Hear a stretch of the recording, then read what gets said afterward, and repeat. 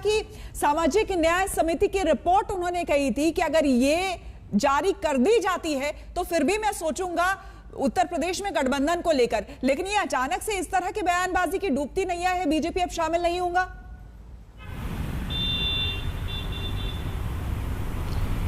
देखिए, ओम प्रकाश राजभर बहुत ही hard bargainer हैं, इस बात को हमें समझना होगा। एक बात साफ है कि कहीं ना कहीं बीजेपी कोशिश जरूर कर रही है कि 2022 के चुनाव में उन्हें लाया जाए।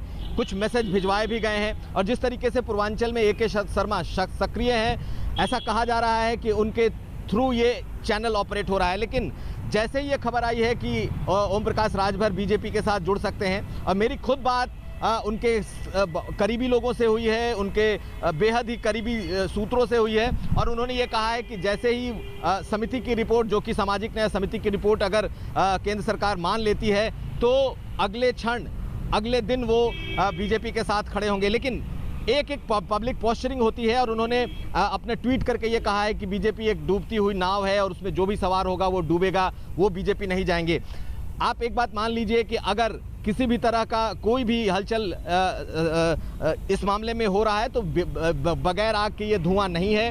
कहीं ना कहीं पूर्वांचल में उन्हें साधने की कोशिश हो रही है, लेकिन उन्होंने अभी अपना स्टैंड टफ करके रखा हुआ है, क्योंकि हमें पहले से मालूम है कि वो छोटे छोटे दलों को एक साथ जोड़ रहे हैं और उनकी कोशिश ये है कि किसी बड़े दल के साथ, बीजेपी के अलावा किसी दल के साथ गठबंधन किया जाए। लेकिन ओम प्रकाश राजभर को आज जो इस स्थिति में पहुंचे हैं वो बीजेपी के बदौलत ही पहुंचे हैं। उन्हें भी मालूम है कि बीजेपी से भी उन्हें लाभ हुआ है।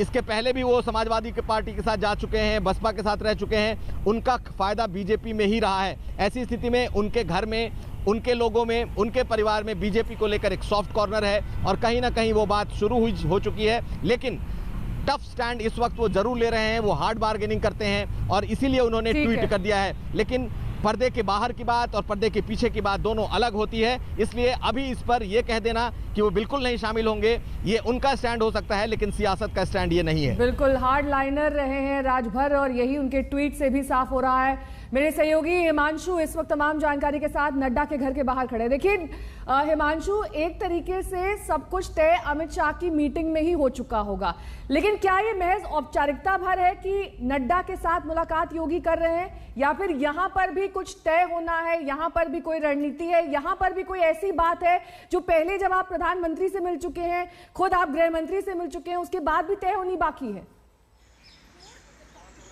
देखिए, दो चीज़ हमको जरूर ध्यान रखनी चाहिए कि संगठन के हिसाब से जेपी नड्डा जो हैं वो पार्टी में सर्वोच्च पद पर हैं।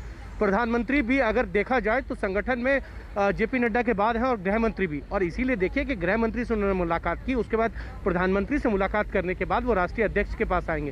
वो पहले हो सकता था जेपी नड्डा से मुलाकात करते, लेकिन जब संगठन की इस तरीके की बैठकें होती है तो राष्ट्रीय अध्यक्ष का जो पद है वो सर्वोच्च पद होता है, और ये प्रधानमंत्री भली भांति जानते हैं। और इसीलिए लास्ट मीटिंग जो है